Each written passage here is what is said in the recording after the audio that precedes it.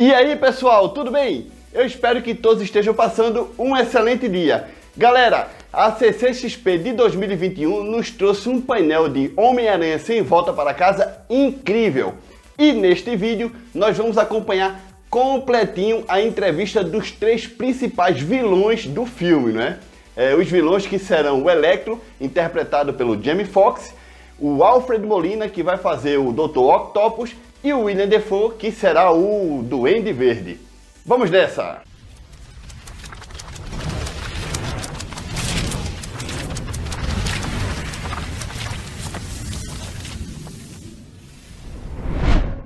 Tom, the floor is yours. Hi everyone, I am Tom Holland. You might recognize me as your friendly neighborhood Spider-Man, and I am here to tell you that Spidey's back for an all-new adventure in Spider-Man No Way Home. I know people say this a lot, but I mean it when I say that you're going to see things in this movie that you've never ever seen before. I'm talking Vira about aí o Willem Dafoe. bombs, Apareceu a cara dele, né? sandstorms, the multiverse, which, okay, you might have seen them before, but I promise, not like this and not together. Also, Peter Parker is finally heading off to college and the word is out. So yeah, everyone knows that he is Spider-Man. So throw your fan theories out the window. They're probably not true, or are they? And get ready to see one of the most ambitious films we've ever made. An incredible story with lots of heart, laughter, high-flying action, mind-blowing effects, cara, eu vou ter and some insane altas cenas de ação. No Way Home is the culmination efeitos, of the né? Homecoming trilogy and the start of a multiverse of possibilities. Now I have the honor of introducing some legends. Please enjoy this exclusive panel with my dear friends Alfred, Molina, Willem, tá Dafoe, and certo, Jamie Foxx, Ccxp. here at Ccxp. Vamos lá. Vamos ver a entrevista aí dos caras. This is amazing! What excited you most about returning to Spider-Man franchise and reprising these iconic roles? You know what, I was excited knowing Amy for years, man, and knowing what she's done with this franchise, and she was explaining to me it was gonna be hot, you know, and I didn't have to be blue and things like that as far as my character was concerned, so you're gonna be a little more hip and whatever like that, and I get a chance to hang out with these you told me these incredible thespians. But I mean, to walk on set, man, Realmente and são see these guys, incríveis. I literally like bowed to them, and we just been having a ball. Willem, how about you? Willem? You know, when I heard it, I thought, wow, that's pretty Grande nutty. ator, cara. Grande I got ator. speared pretty good in the first film. Os dois, não é? But I Tanto thought, Willem okay, Dafoe they can como figure out a way to bring me back. o Alfred Molina. But it was really the pitch. And like Jamie, I know Amy's history. She walked me through it. And then John, the director, kind of pitched the whole idea before I read a script. And it sounded like a lot of fun and a good solution. And then when we went deeper into it, I liked the idea that I was returning to something that was same but different. It's a return to something I did before with that kind of history, but the spin, there's a spin on it. Sem And that dúvida. appealed to me. Alfred? For me, it's just about Só o the money. dinheiro. Oddly enough, Willem and I were kind of joshing the other day about how 20 years since his first Green Goblin, 17 years since my first time as Doc Ock, and these are the longest options that a studio has ever exercised on actors. You know, it's like we've been waiting. But it's the material, the pitch was excellent, and to be honest, when the idea was first suggested, my first thought was, hang on, I'm 17 years older, I've got chins, I've got wrinkles, you know, I mean, what are they going to do? And then, of course, I suddenly realized, wait a minute, they've got the technology. This isn't going to be a problem.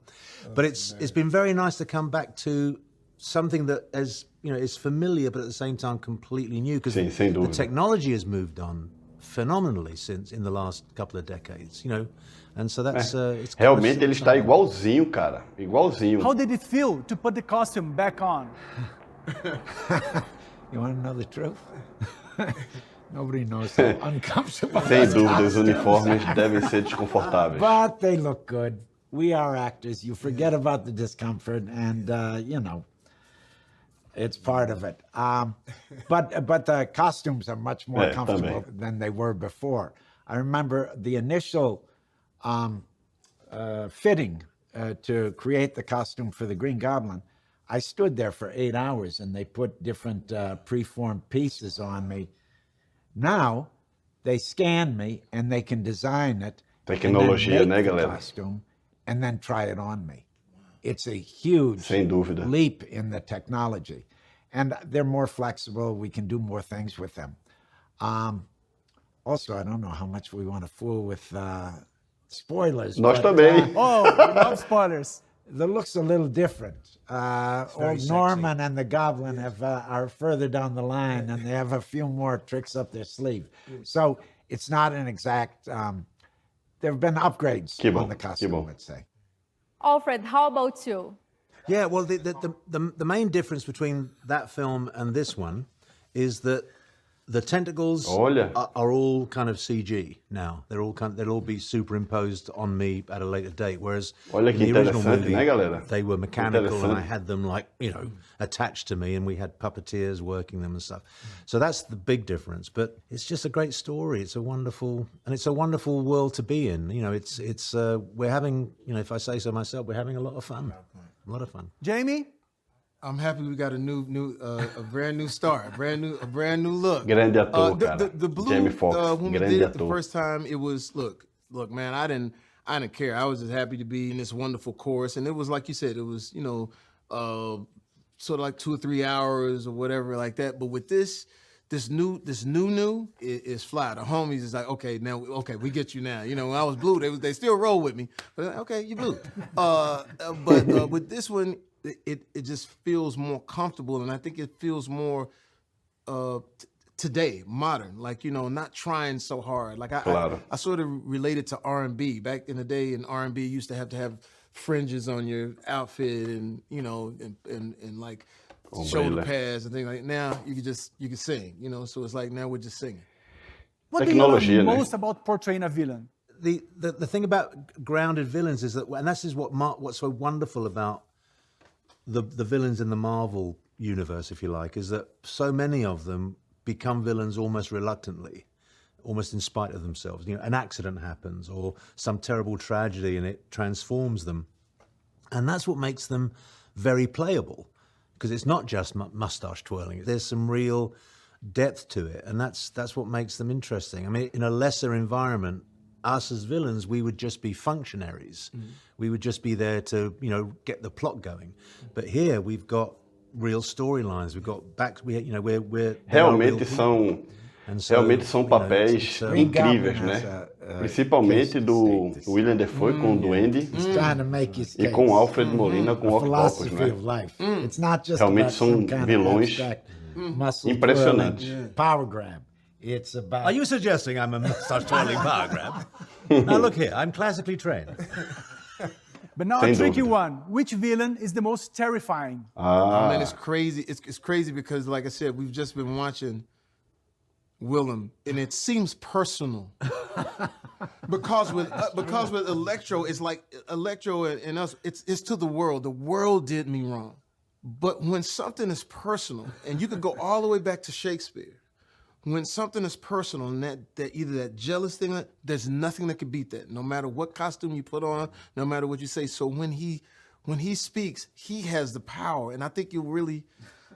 But I'm being right though. It'd be different if I was blowing. Like here's the thing. But if I was blowing, good to me. But here's the thing. But if I was blowing smoke, he'd know it. Here's the thing. It's personal. Anytime you can get a character to be personal in the movie, it has the most weight. So. Ccxp is a fan event. Is there anything you would like to say to your Brazilian fans? Isso, para nós. Well, I mean, if I may speak purely for myself, I think there is, at some level, because we're professional people, there is some level where we don't want to let them down. We want to give them something that is going to be worth their while. But the fact that a huge percentage of the audience are comic book fans who know this world, they love the detail, they love the kind of the inside baseball of it all. I think that's important to us as well, because we don't want to disappoint that side of the storytelling either. And so I think it's a sort of symbiotic relationship, really. They give us the chance to give them what they want, and that's I gotta tell you, it's just so much fun. Whoa, thanks guys. Thank you. Thanks. Galera, o filme do Homem-Aranha Sem Volta para Casa promete ser o maior filme solo deste personagem nos cinemas, tá?